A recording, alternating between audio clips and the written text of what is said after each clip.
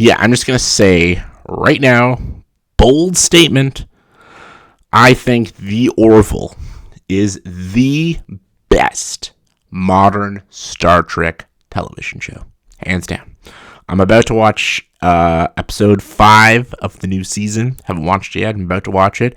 But before I was going to put the episode 5 on, I just wanted to talk about The Orville as a show. This show is fantastic. It's a great show. I've talked about the show a couple times on this channel, but I just want a whole video dedicated to The Orville because Star Trek has become just this very, irritating and even a tad toxic fandom, and on both sides. And as Star Trek isn't Star Trek anymore. I feel like they kind of lost the whole idea and the whole vibe of what Star Trek was all about.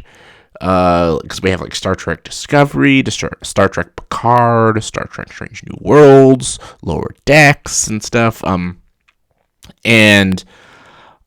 just say I haven't finished Star Trek Strange New Worlds. I've only watched the first 2 episodes. They were okay, nothing mind-blowing, but I do want to finish Strange New Worlds because a lot of people are saying it is a very good show, so I definitely want to finish it. But I've watched Star Trek Picard. I stopped watching Discovery after season 2 because it was a terrible show. I've watched Lower Decks, and this isn't Star Trek. These shows are nothing what Star Trek is. These shows are riddled with identity politics. They're riddled with social agendas and social justice.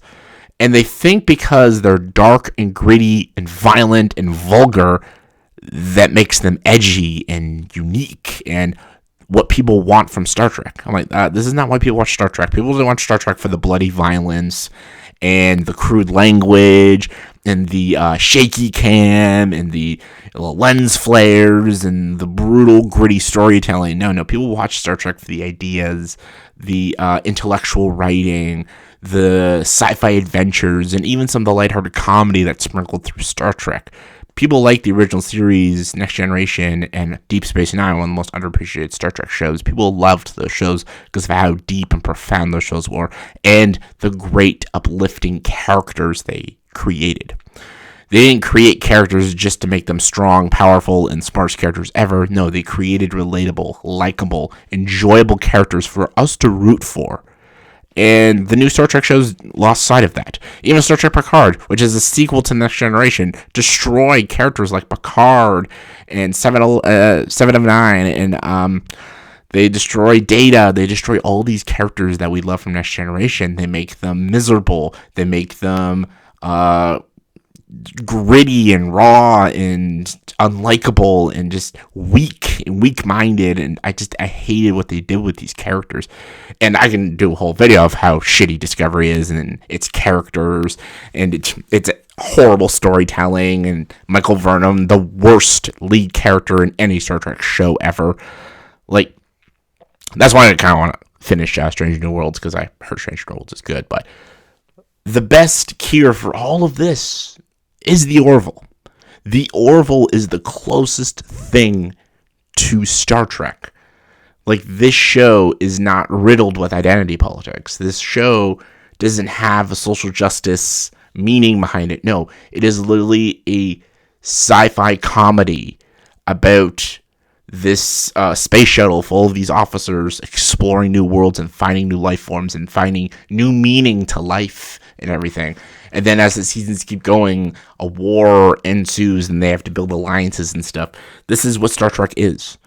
And there's no perfect characters. They're all interesting, likable characters with also flaws to them, which makes them relatable and human.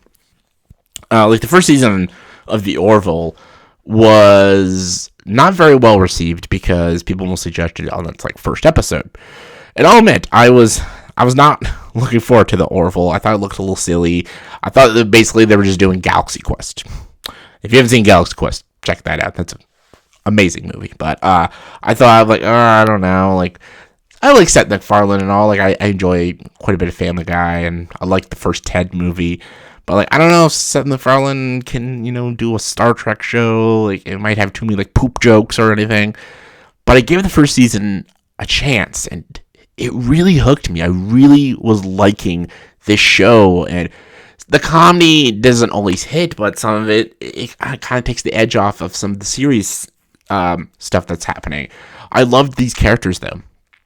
Like Captain Ed Mercer, Kelly Grayson, Lieutenant Gordon, Dr. Finn, Isaac, and Bortus. Like, I love Alara. Like, I love these characters, and I love these different alien species they talk about, and all these new discoveries and stuff, and all the stuff with the krill. All this stuff that they bring into the show was so fascinating, interesting, and after each episode, I wanted to know what was going to happen next, and I was just enjoying it so much. And then season 2 came, and the show got even better. It created a war with the Kalon, and that's Isaac, and he has to turn against his people because he knows it's not the right thing, and he has to join the Orville to fight against the Kalon people. Season 2 also talks about, like, the Mocklins, because the Mocklins are all male species, and so because they're all male, they're all homosexuals. So when a Mocklin is straight, that's forbidden, and you're sentenced to death if you're straight, because it's almost like a reverse homophobia. And it's so fascinating, because then you talk about Bortus and his ex-lover who was straight and everything.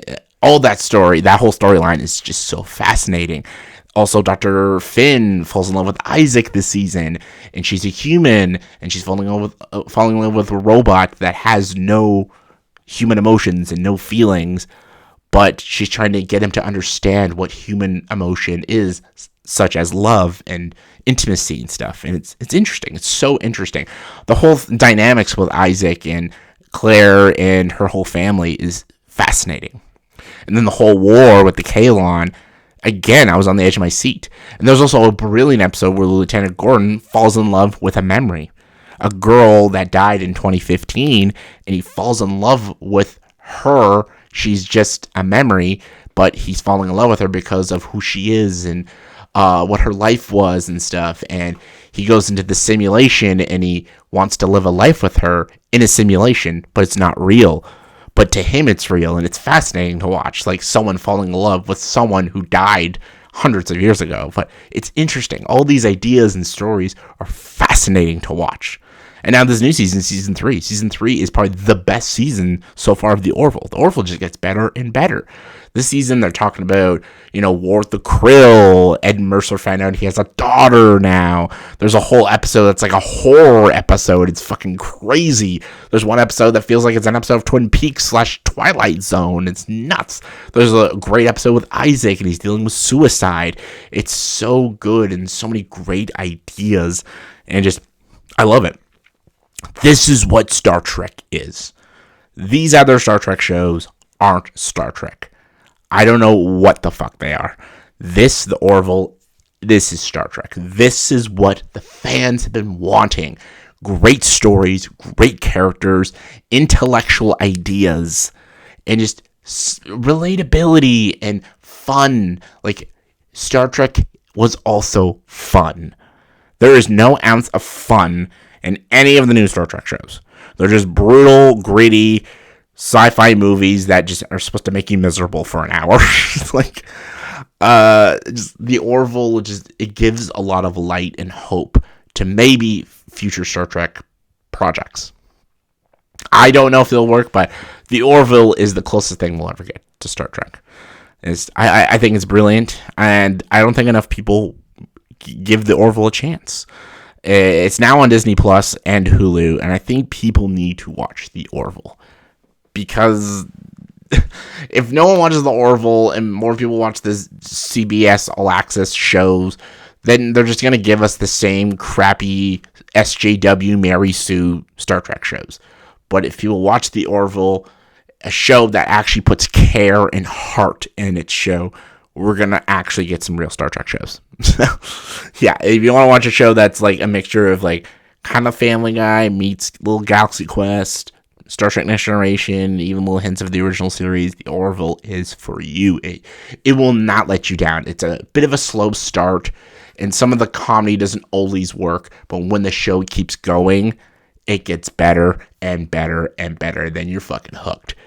Easily one of my favorite shows that's even currently on television right now. So check out the Orville out, because it is the best modern Star Trek show of all time as of right now. But hey, that's just my opinion.